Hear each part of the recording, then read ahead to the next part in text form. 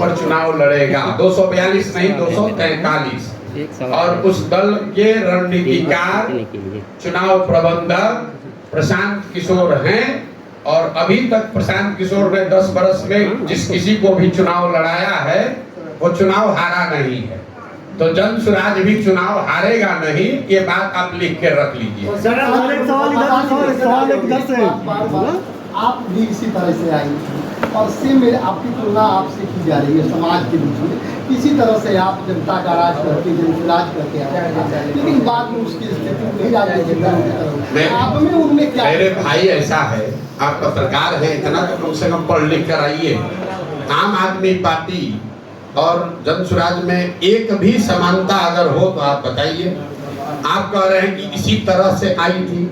आम आदमी पार्टी अन्ना के आंदोलन से निकली हुई पार्टी है। जनसुराज में हम लोग रोज कह रहे हैं कि प्रशांत किशोर का जनसुराज का आंदोलन में कोई यकीन ही नहीं है। हमने 2 वर्ष में कोई धरना प्रदर्शन, टायर फूको, बिहार बंद करो, चक्का जाम करो कभी किया?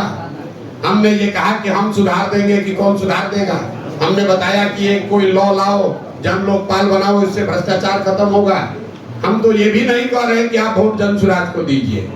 हम ये जनसुराज आंदोलन नहीं है, हमारा आंदोलनों में कोई यकीन नहीं है। जनसुराज गांधी जी की सोच से प्रभावित आजादी से पहले जो कांग्रेस थी उस कांग्रेस को फिर से पुनर्जीवित करने का अभियान है, जिसमें समाज का हर वो व्यक्ति जो बिहार में सुधार करना चाहता है वो इस व्यवस्था से जुड़कर अपनी योग्यता क्षमता के अनुसार कुछ न कुछ चुनाव है।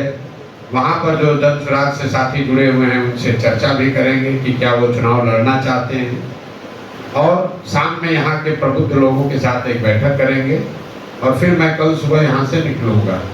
ये पदयात्रा का हिस्सा नहीं है, ये सिर्फ एक परिचय का दौरा है। पदयात्रा जब यहाँ करने आएंगे तो कैमूर जैसे जिले में कम से कम 20 से 25 दिन मुझे लगता है एक जिले को पैदल चलने में। जब यहाँ आएंगे तो उतना समय यहाँ बिताएंगे, गांव-गांव जाना, लोगों से मिलना, जो जनसुराज की परिकल्पना है, जो सोच है, जो उद्देश्य है, उसको लेकर लोगों को जगाना समझाना, वो काम जब मैं यहाँ पदयात्रा में आऊँगा तब करूँगा।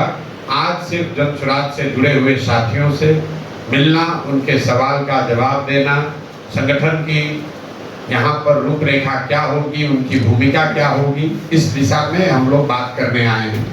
आज की यात्रा का एक उद्देश्य ये भी है कि चूंकि जनसुराज परिवार से जुड़े हुए लाखों लोगों ने मिलकर ये निर्णय ले लिया है कि 2 अक्टूबर 2024 को जनसुराज अभियान के माध्यम से जुड़े हुए लोग मिलकर एक नया राजनीतिक दल बना रहे हैं। उस दल में जिन जिलों में पदयात्रा नहीं हुई है वहाँ के लोगों के, संगठन से जुड़े हुए लोगों की भूमिका, उनका योगदान क्या होगा, उसको जानने समझने के लिए भी मैं आज यहाँ पर आया हूँ। आपके प्रश्न मैं लूँगा, उससे पहले पदयात्रा का जो संक्षिप्त मेरा अभी तक का अनुभव है उसको संक्षिप्त 5-7 मिनट में मैं आपसे साझा करना चाहता हूँ। उसके बाद आपके प्रश्न लूँगा। पूरी पदयात्रा में 2 बरस करीब 5,500 गाँव में पैदल चलने के बाद मेरा अपना मानना है कि बिहार में 3 जो सबसे बड़ी समस्या लोग बता रहे हैं। पहली समस्या है बेरोजगारी और पलायन का। ये 3 ऐसी समस्या है जिसको किसी वर्ग विशेष, जाति विशेष, समाज, गांव, जिला पंचायत का समस्या नहीं है, सर्वस्पर्शी समस्या है। पहली समस्या है बेरोजगारी और पलायन। दूसरी समस्या है शिक्षा व्यवस्था का पूरी तरीके से ध्वस्त होना। और तीसरी बड़ी समस्या है यहाँ किसानों की बदहाली। अब जो पहली, मैं तीनों बात को थोड़ा थोड़ा आपको समझाऊंगा कि लोगों ने क्या बताया, हम लोगों ने जमीन पर क्या देखा। जो पहली समस्या है बेरोजगारी और पलायन, इस पर खूब चर्चा होती है।